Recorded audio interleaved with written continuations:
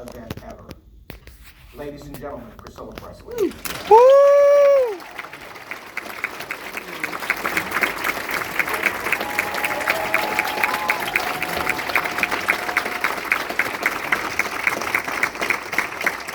Welcome. You look gorgeous. Oh my gosh, it's a lot of work.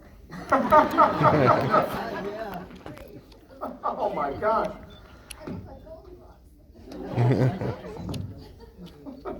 You look gorgeous. You look gorgeous. Now, Jerry was just telling us about your tour. You're just off the road. I talked to you just before you were getting ready to leave, and you were telling me your schedule, and I said, stop, I'm exhausted. Because you guys really, and you've got a lot. You asked that yesterday at birthday, and I was stunned at the amount of people from the UK that are here that have come in.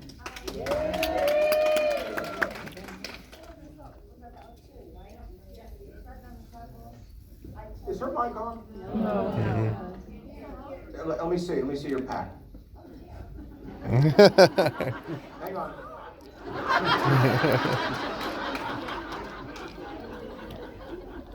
Yeah, you're on there. I am on? Yes. There you go. Yeah, it was, I hope somebody got a photo of that. listen, I've been doing this No, it's not.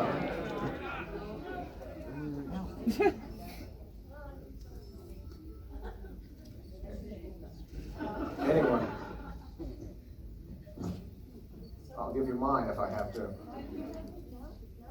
No. You gotta go back and come in again. We'll edit all that other part out. Can you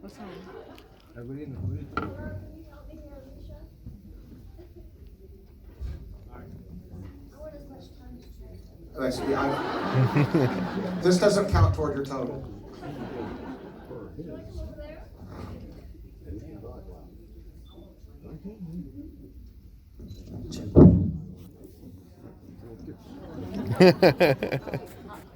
know what? I think I'll just do this. Thank you so much. Thank you. Did you know Elvis? Woo! We're talking about the tour of the UK. We did 6 cities. Just so you don't have to do that. This might not be pretty, but we'll. Thank you. So yes, the tour was very successful, and the closing at the O2 was very emotional because, well, I've been doing this for 3 years and it's always been great. I mean, I've been to South America, I've been to Australia before. Jerry I asked to go to Australia because I was already doing the shows in Europe. So the one at the O2 this last time, with the TCB band and all of us doing it, and Jerry coming on and talking to the audience, and I showed home movies and they expanded, which was good. But at the end of the show, it was a standing ovation. I mean, the whole entire floor and all of the balcony was all standing. And it was beautiful.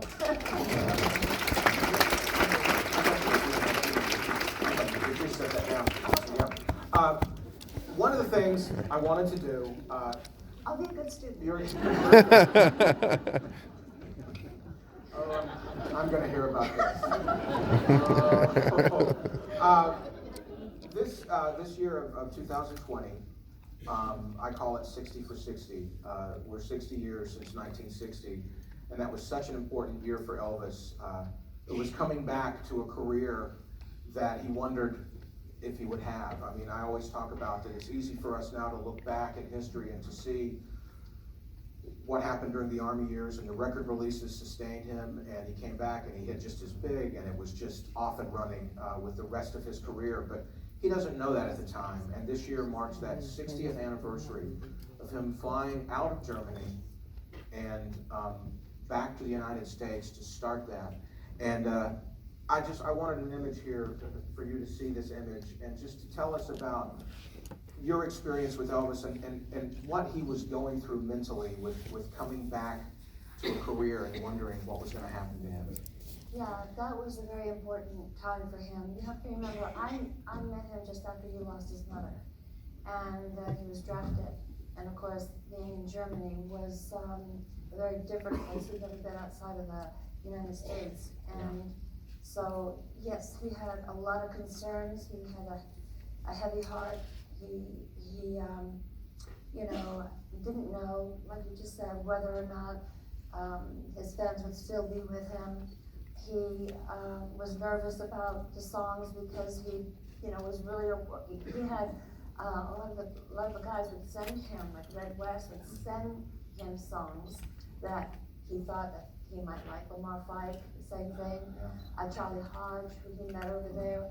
And they would sing, actually, in the living room. They had jam sessions, Charlie and Elvis and Lamar. And he'd be singing and jamming, and that really was his happiest time, was when he was playing music and listening to music and really studying, and that's what he was doing now.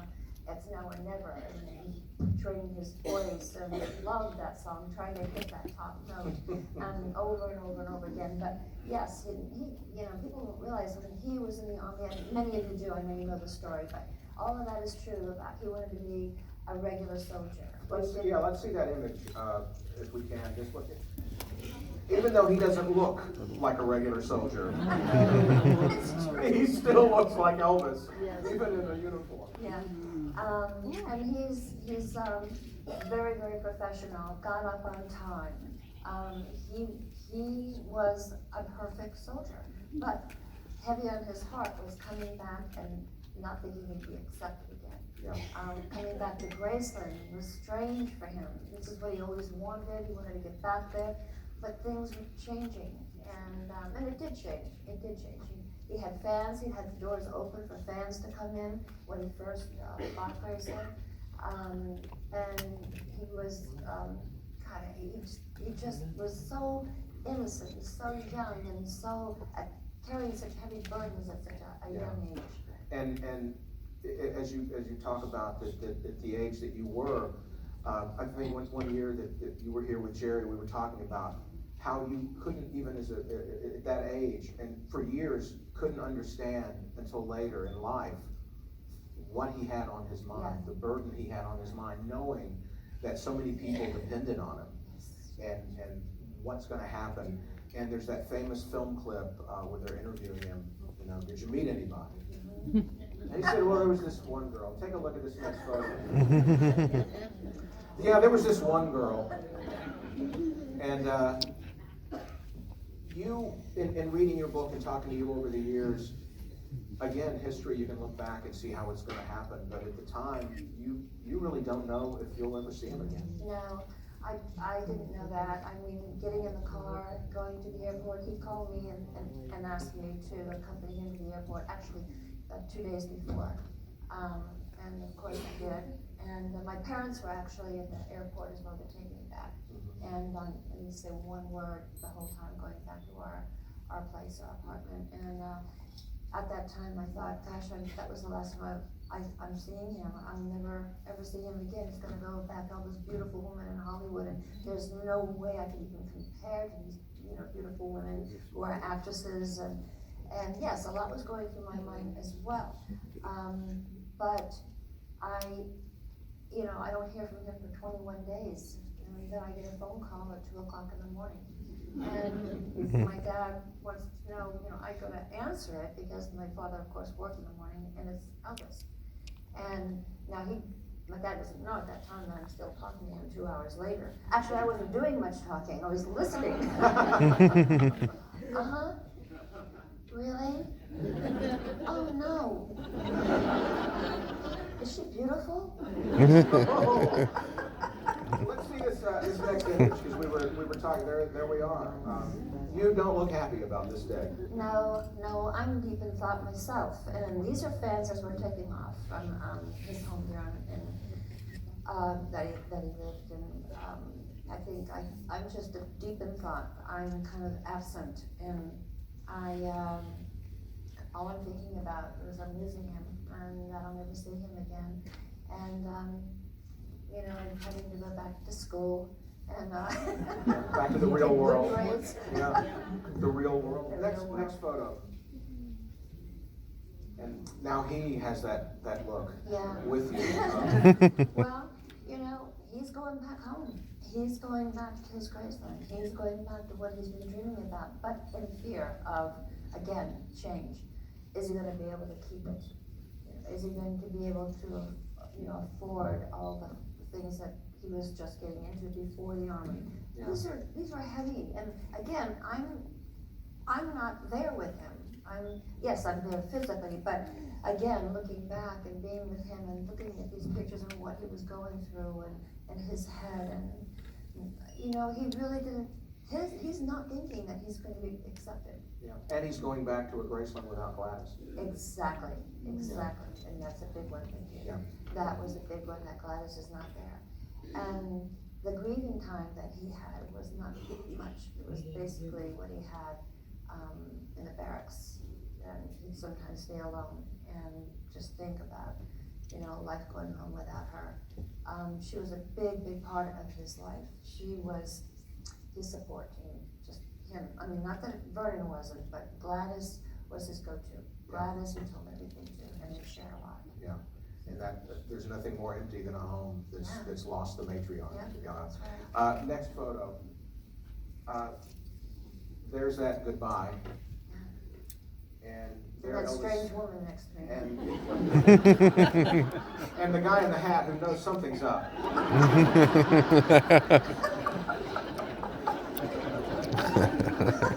I always look at things in photos I'm not supposed to look at. And that guy today is here. Come on out.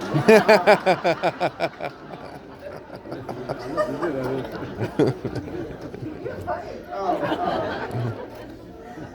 This kid knew, why are they taking a photo of this girl right here? But I wonder who that is. But that photo, and it was a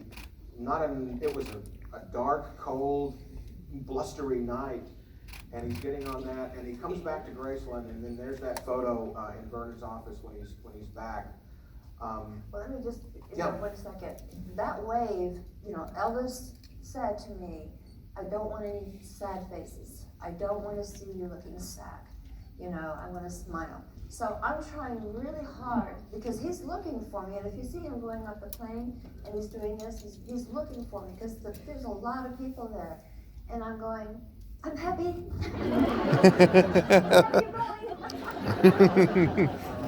Only kidding. But trying to, as much as I could, put on a happy face. Yeah. And so, yes, we go back into the office. Yeah, and 21 days later, like you were talking about, he gets back to, you know, again, in March, in just a few months, it's the 60th anniversary of that goodbye, the 60th anniversary of the recording of that album in Nashville, and I think there's never been an album titled better than Elvis Is Back.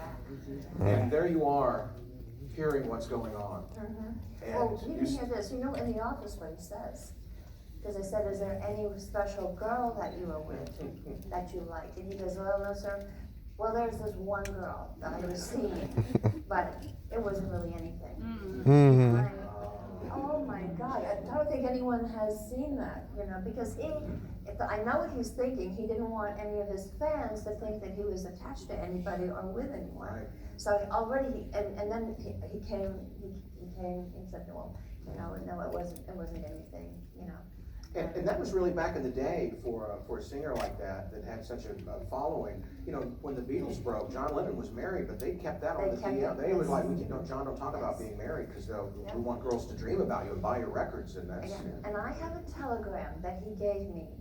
I haven't ever shared this before, really. A telegram when he left, what he was up against with Colonel Parker if he was dating anyone.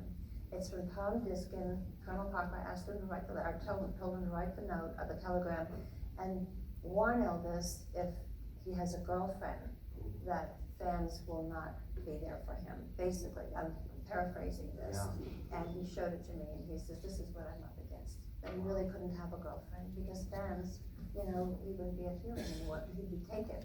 Yeah. So I have that. And one day if I ever get to write a book, I'm going to put that telegram in there. So he showed that to me, and I was you know, I didn't quite know what that meant. I guess it meant that were we breaking up? Are we supposed to break up? Are we together? Are we not together? But those are the things that now I'm thinking. Yeah, so. Yeah. Well, like you said, after 21 days he called, so you end up coming to Memphis, and Memphis then becomes now your hometown. And those years at Graceland. And then there's an event that happens in 1967, next slide, let's just jump forward in the story. No, no. I'm just up to 67. But I have to say something. Yeah. When you said that I went to Graceland, I'm going to set the record straight. It was never that my father wanted me to go to Graceland, ever. I had begged my mother to talk to my dad. It was Elvis' suggestion that I come and see him in the summer of '62. It was his suggestion that I, get my dad, talk to my mother, about me coming. I never, ever said, can I come? Can you let me come? I was never that girl. I was very reserved. And he's the one who, told me that he wanted to see me. And your father had to talk to him. And my dad had to talk to him. Yeah. Yes, my father had to talk to him. I was going to be staying with Ronan. And it was the summer of '62. And yes, it was not that easy, but it's stories out there that I wanted to come to Graceland and I was going to Graceland. It was never that way. It was Elvis making the phone calls. Because he was calling me. I never know when he was going to call. It could be 3 months, it could be a couple of months, it could be maybe 4 months. He would, whenever he had to win, but again, he was also busy too, so. And back in the day, the telephone calls went through an operator. So it would take a few hours before we got the call. Yeah, because it was an effort to get an overseas operator to do that. And your father, I met your father a few times, being the military man he was, he didn't care if that was Elvis Presley, the singer or not. He had some talking to with Elvis. He basically wanted to know, what is his intentions? I mean, he didn't want me hurt. And Elvis said that he cared very much about me and that he would never have to never worry that he would hurt me. And that he had plans for me and that was told to my dad. It was a gentleman's conversation, and that was really basically the end of it, And there's all these stories out there that my dad forced him to marry me. I mean, it makes me sick when I read that because that's not true either. Elvis and I were going to get married in November prior to May, but word was leaking out. I was starting to look at wedding dresses, in big stores, and I couldn't because already the rumors were going. So that stuff was just, I don't think people really wanted to accept the fact that Elvis and I were going to get married. And that was in the days of the movie magazines, and the writers that were kind of stalking, for lack of a better term. Can you imagine what it would have been like today to try for Elvis's life, with all of this information that we have on people and things? I mean, Elvis, he valued his privacy, he valued his friendships with people, and the trust that he had of people, and he did, and like Jerry said, the guys there, I mean, Elvis trusted, those were hand-picked that he trusted, and to watch over him, to take care of him, to protect him, and, because he experienced it, and he closed himself off, really a lot more after he came out of the Army. He wasn't as open. Yeah. He really wasn't, that's when he started building his team and the guys at that time. And you're there, and this day happens in Las Vegas, and it's always interesting in looking at these photos. How much of your memories are of that time, and how much of your memories are attached to the film and the photos? I mean, can you remember it happening? Oh yes, I can remember it happening. We were so nervous, yes. Yeah. And we did plan on it always being private, because he was very private.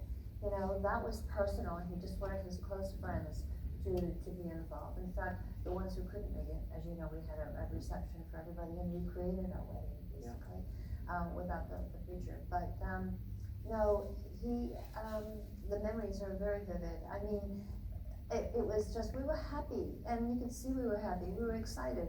There are a lot of people who just wouldn't accept him getting married. Yeah. A lot, they didn't want to get married, some of the guys even. That was gonna be the end of them being bachelors. And the ones that were married, couldn't fool around anymore. There's somebody watching. And I was actually told, believe it or not, that what I saw, that I'm not saying, with the guys who were married. Yeah. So I had a lot to carry too. And there were rumors that I was very cold and very reserved. no, I was afraid to say anything. And even around the wives, they thought, I was kind of distant. Well, I was afraid I'd get asked them. Yeah. Bye, bye. You're not the lady I saw him with last week. Thought about it that way. Maybe saying less is better. Saying less. Next image, you talk about the fun. And here's just some of those photos of you guys together traveling and being with each other. You spent time with him through all these eras of the 60s. I think about, because we had the anniversary a couple of years ago about the 50th anniversary of the comebacks of the 68 special, and just that time, you were with him at these times of decision making. And Jerry was talking about that you guys had worked together on the design of the TCB. I mean, he was always thinking, he was aware. Well, I designed the TCB on the plane. Jerry helped me. Jerry and I went through the jeweler, Schwartz and Weaver in Beverly Hills to get it made. And how many, But I did the design with Elvis, because I saw a lightning strike. Because he said he wanted to do something with a guy, for the guys, his guys, a symbol, a necklace. And I thought, okay, and then, and he goes, and I wanted to be taking care of business, TCB. And I went, wow, that's great. And I used to do a lot of art, and he saw me, I used to draw things.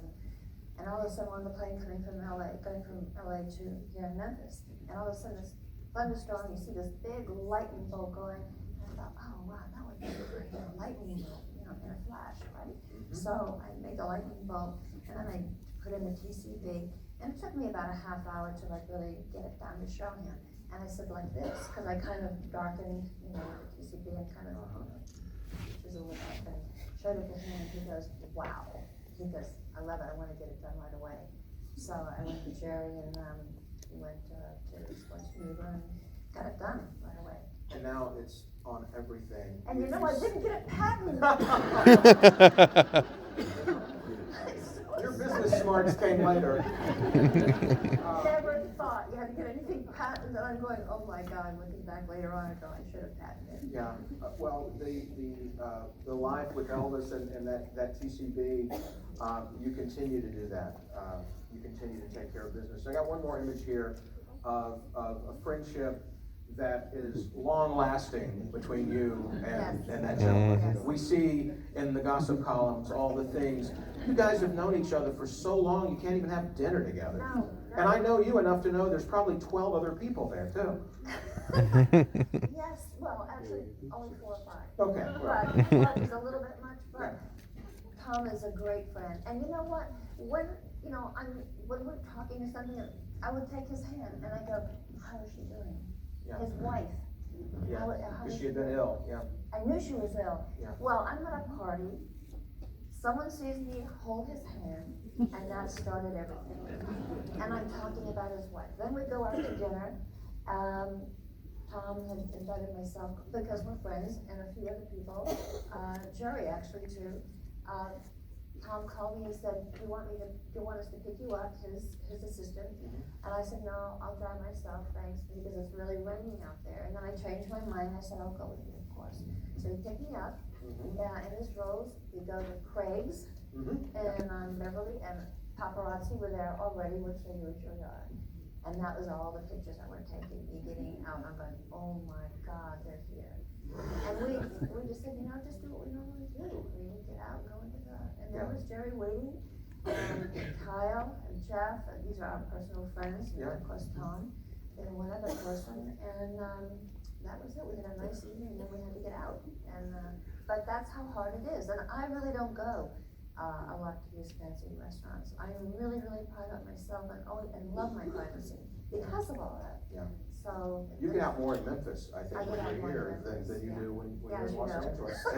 It's like woke up this morning and saw where you were last night on Facebook because you can't do anything. That's true. But my friends know that, and they know the restaurants I like, and that they don't say anything.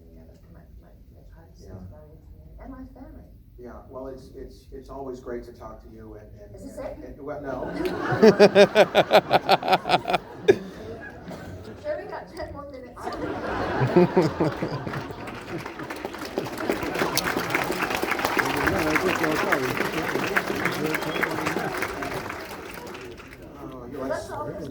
That's all, that's, I only got two. I brought you water and everything. Thanks. I'm not gonna wrap this up, I'm just gonna keep going. I think it's really important also, because I talk about this, and I talked about this yesterday on Elvis Radio, that young girl that Elvis met in Germany, is one of the reasons, along with that man's incredible talent, but that little girl in Germany is one of the driving reasons since 1977 that we are still coming here, that we are still doing it. That we have a place.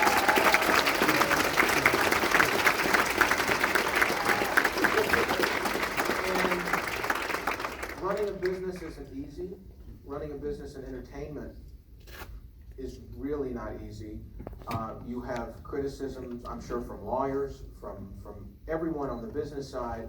You have criticism from us, and you always do, and compliments, But you said there's always one thing you consider when you're making a decision like that, and that's what would Elvis want. Absolutely. I mean, Elvis was very verbal about what he loved and what he didn't love, and what he wanted to do.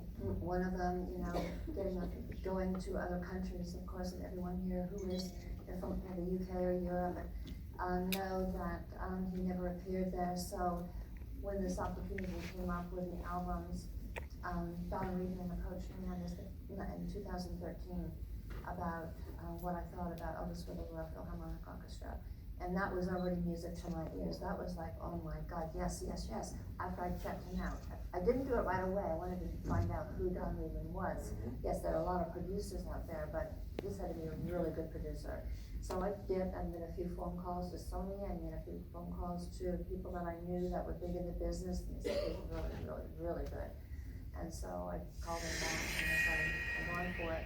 Now, he was turned down 3 times from Sony on doing these albums. 3 times. So I personally went to Sony in New York and called for a meeting. And, they kind of mulled it over a little bit. And they go, well, an orchestra, Elvis Presley. And I'm saying to them, I'm telling you right now, it is the thing to do. This is something he always wanted. And also, to bring him over into Europe. So they had to go and talk to their people, the people that are in power over in Europe as well for their meetings. And I said, when you go, I will back this album. I will do PR. I will come over myself and, talk to the people or whoever I needed to.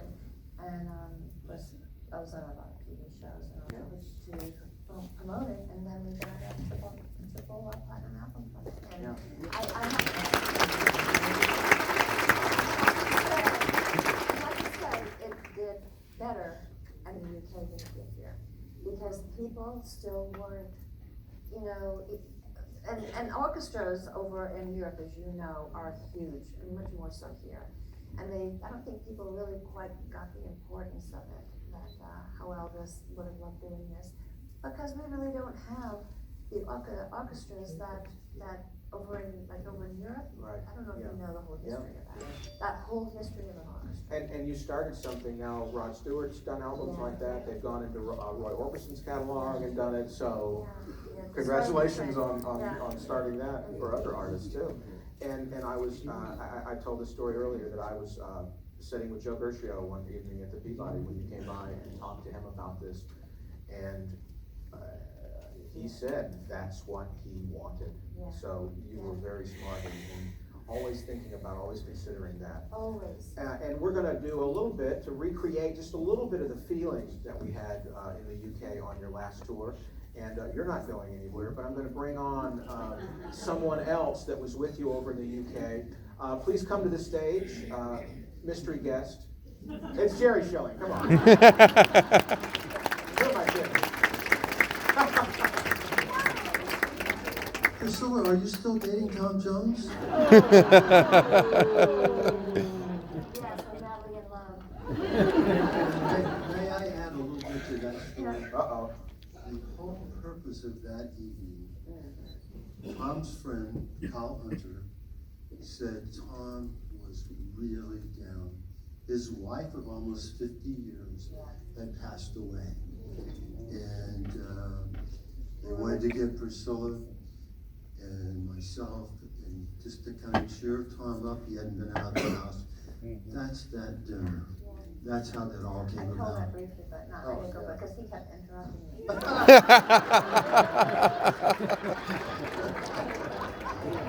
I just love sitting here when she says Tom's been a lifelong friend. I pretend she's talking about me. Oh my, Tom, what? It's a audience. Now I know how Dean Martin felt.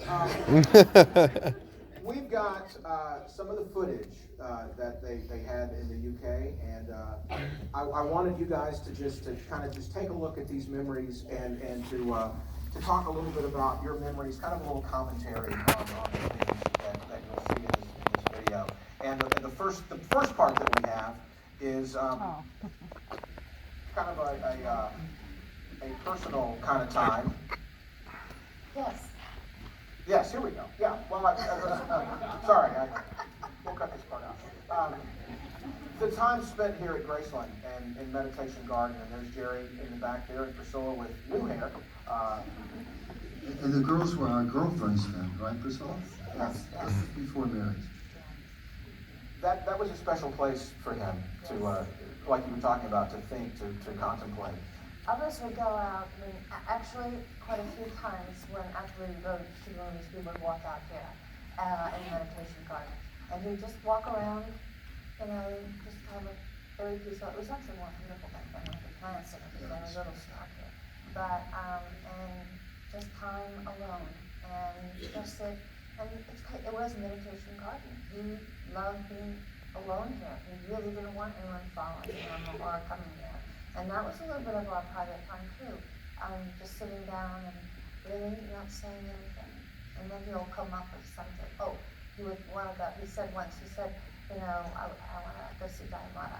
This is when he was still, he was very fond of Diamata, who at that time was head of Self-Realization Fellowship.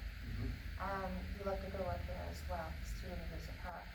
And there was that time when he wanted to go see her and mention going to see her or calling her at this particular time. Not this particular time, but out of the meditation garden. And he would kind of let him, it was like he'd think a lot, but he would also say what was on his mind. Not that much. I mean, we didn't go out that much. I would say maybe 3 or 4 together. And he would come out with things like, worried about his daddy, worried about his health, things like that. Yeah. So it's a special place. Yeah, it was private. He was very much ahead of his time. World concern, religion. He wanted to know, I think, about everything. And I think you still